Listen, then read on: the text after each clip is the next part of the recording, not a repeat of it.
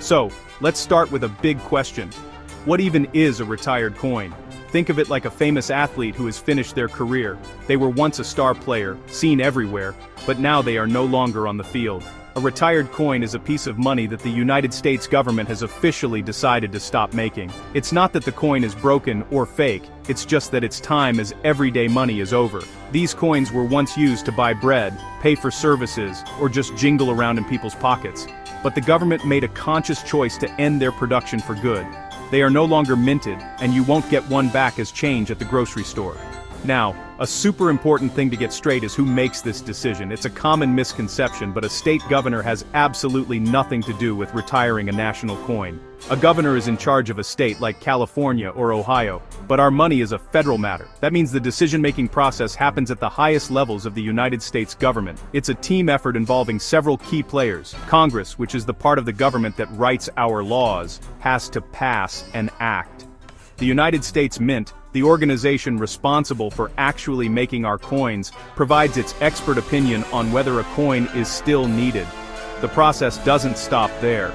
The Secretary of the Treasury, who is the head of the department that manages the nation's finances, also plays a crucial role. This person advises on the economic impact of discontinuing a coin. Think of them as the nation's top accountant, looking at the numbers and figuring out if it makes financial sense to keep producing a certain denomination. Finally, for a law like this to take effect, it must be signed by the President of the United States.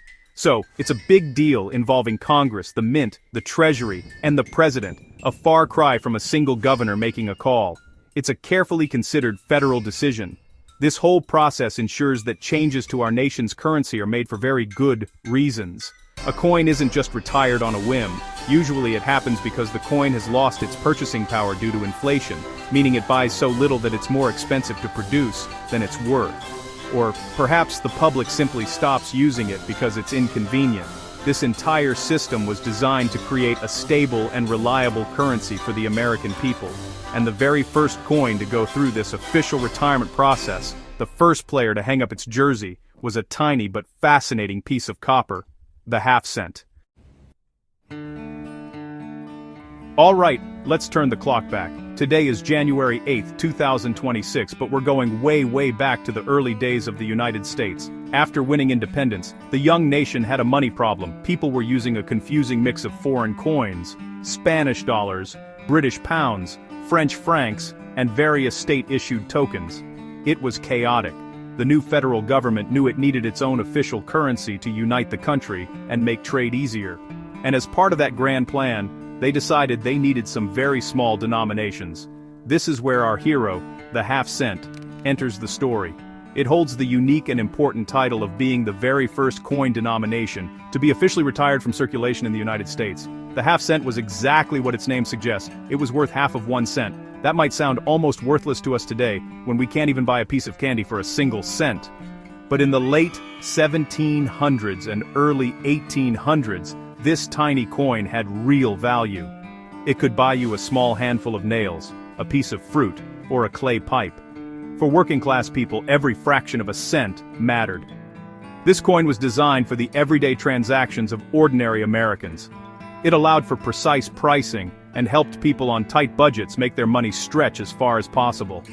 It was the original small change, a fundamental building block of the new American economy.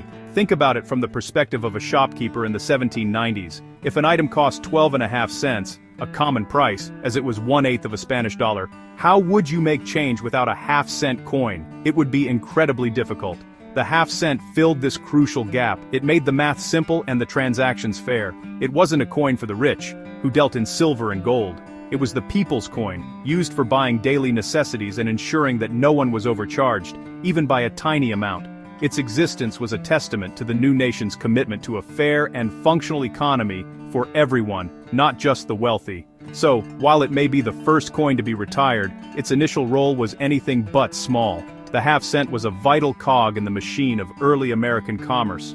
It represented a step away from the confusing barter systems and foreign currencies of the colonial era, and a step toward a unified, independent, and distinctly American monetary system. It was a symbol of a new beginning, a small but mighty piece of copper that helped build a nation's economy from the ground up. Its story is the story of America's economic infancy, a time when half a cent was a big deal.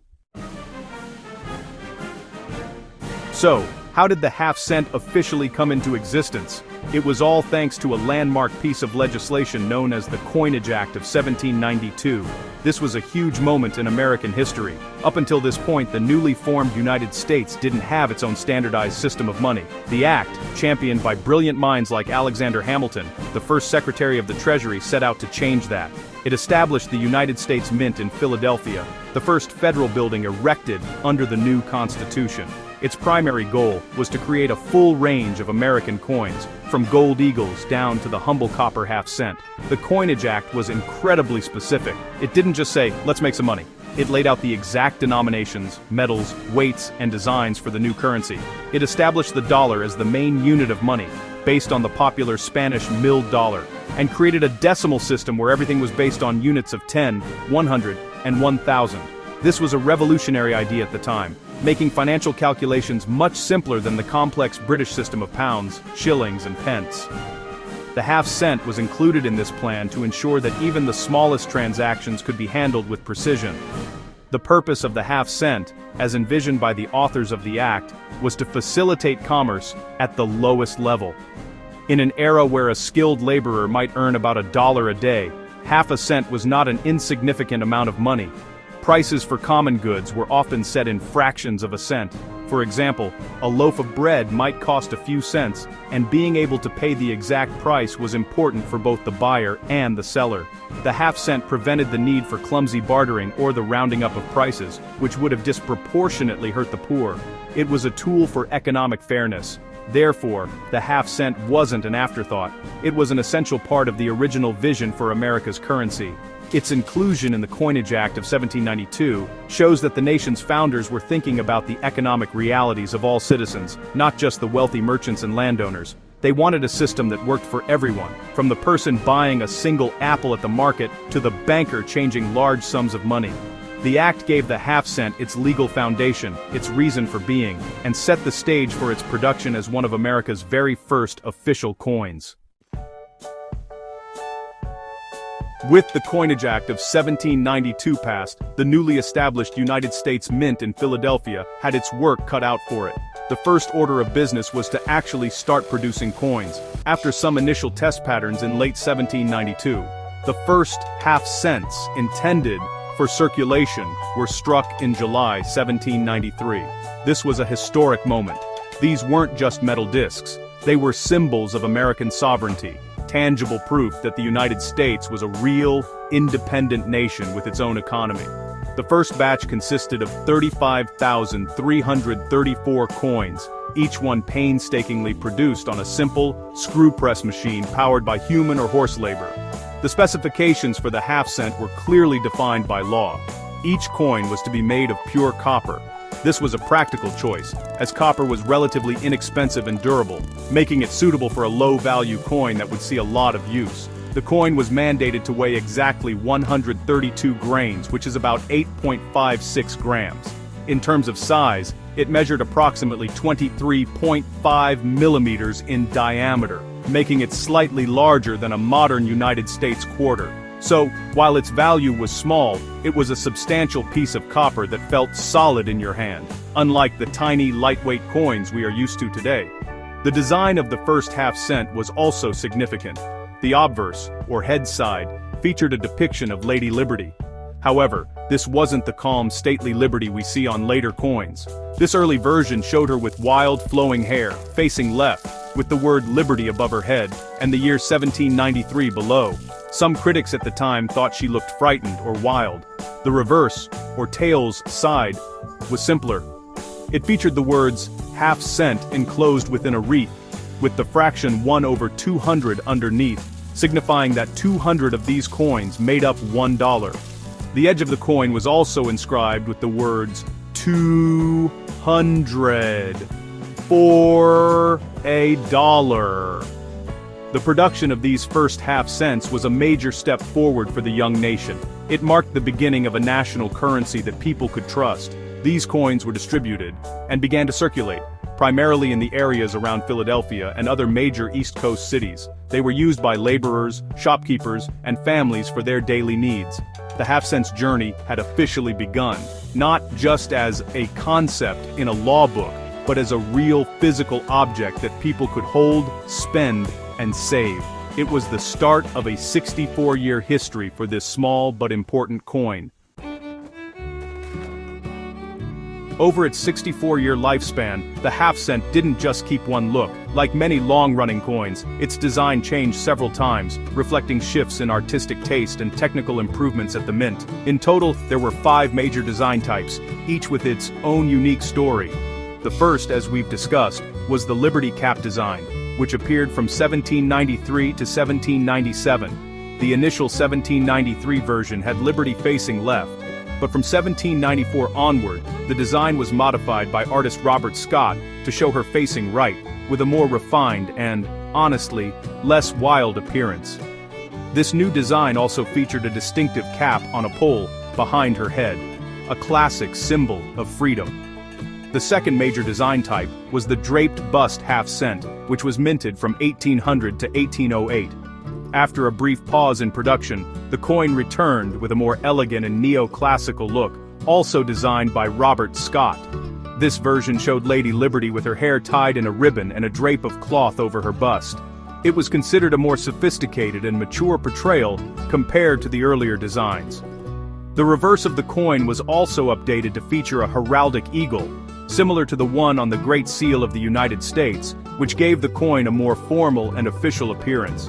This design remained popular for nearly a decade. Next came the classic head design, which ran from 1809 to 1836. This design, created by mint engraver John Reich, presented a very different vision of Liberty. She now wore a classic tiara or fillet inscribed with the word Liberty, and her features were more rounded and, some say, more American in appearance. Her hair is curly and piled up in a classic style. This design was used for a very long time, but production was inconsistent. There were several years during this period where no half-cents were minted at all, reflecting the fluctuating demand for the small coin in the nation's economy. The final 2 designs appeared toward the end of the coin's life. From 1840 to 1849, the mint produced the braided hair half-cent, but these were made in very small quantities, mostly as proof coins for collectors, not for general circulation. The design was a scaled-down version of the new braided hair large cent created by Christian Gobrecht. It wasn't until 1849 that the braided hair half-cent was produced in large numbers for the public, again, and it continued to be minted until its retirement in 1857. This final design presented a sleek, modern look for the era, with Liberty's hair in a neat coronet braid, bringing a graceful end to the coin's long design evolution. By the mid-19th century, America was a very different place than it was in 1792. The nation was expanding westward, industries were booming, and the economy was growing more complex and prosperous. As the country changed, so did the value of its money. Slowly but surely, the half-cent began to lose its purpose. The primary reason for this was simple inflation. Over 6 decades, the general level of prices had risen. An item that might have cost half a cent in 1800 now cost a full cent or more. The coin's purchasing power had dwindled to almost nothing, making it less useful in daily transactions. Public perception and convenience also played a huge role in the coin's decline. People started to see the half-cent as an annoyance. The coins were relatively large and heavy for their tiny value, and many merchants simply stopped using them in their pricing. It became common for sellers to round prices to the nearest full cent, making the half-cent irrelevant. Why bother carrying around a pocket full of heavy copper coins when they bought so little and were a hassle to count? The public was essentially voting with their pockets, and they were choosing to leave the half-cent behind in favor of more convenient full cents and other denominations. Another major factor was the rising cost of copper. By the 1850s, the price of copper metal had increased significantly. This created a bizarre situation where the value of the copper in the half-cent coin was getting dangerously close to, and sometimes even exceeded, its face value of half a cent. This meant it was costing the US Mint more to produce the coin than the coin was actually worth as money. It simply no longer made economic sense for the government to continue minting them. The mint was essentially losing money on every single half cent it produced, which is not a sustainable business model for anyone, let alone a national government. This combination of factors, dwindling purchasing power, public inconvenience, and high production costs, created a perfect storm that sealed the half-cent's fate. It was a coin designed for a simpler, 18th century economy, and it was struggling to find its place in the rapidly industrializing world of the 1850s. Its retirement was not a sudden event, but the logical conclusion of decades of economic and social change.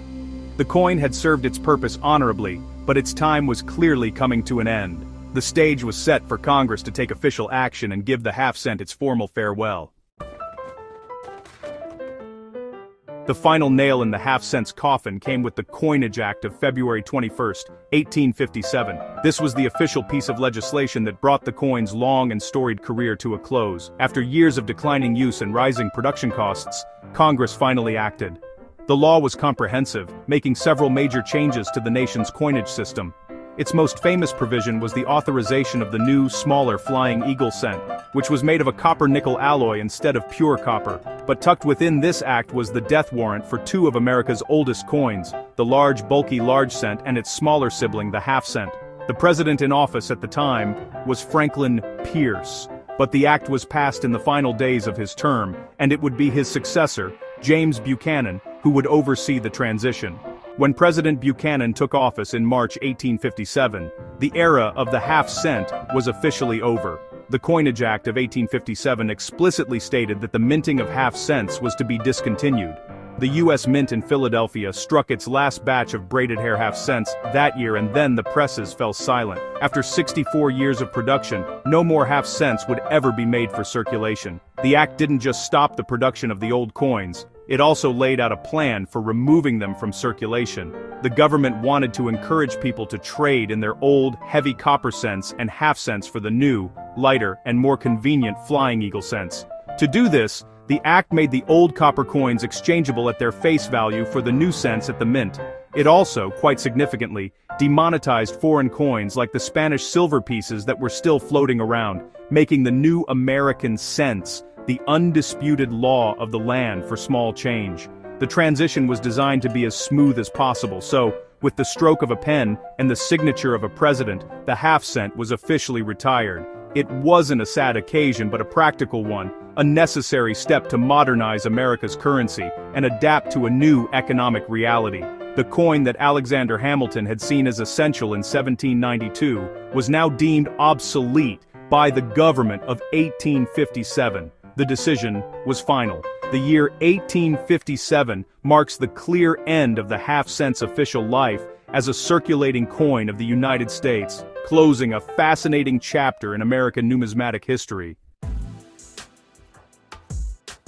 So what happened after 1857? With production halted and the government encouraging people to trade them in, the half cents that were still in circulation began to disappear. For a short time, some of the old coins continued to be used, especially in more rural areas, where the new Flying Eagle cents were slower to arrive. People who had jars of them might have continued to spend them, and some merchants may have accepted them. However, their official status was gone, and their presence in the cash drawers and pockets of America quickly faded. Within a few years, seeing a half cent in daily commerce became a rare event. The government's plan to remove the coins from circulation was quite effective. Millions of half cents and large cents were turned into the U.S. Mint. What happened to them? They were melted down. The copper from these old retired coins was repurposed and used to help produce new coinage. It was a very practical end for a very practical coin. The metal that once served as a half cent in the 1790s or 1830s might have been reborn as part of a new Flying Eagle cent, or later, an Indian head cent. The coin itself was gone, but its raw material lived on in the nation's currency. As the coins vanished from circulation, something interesting began to happen. People started to see them not as money, but as historical objects.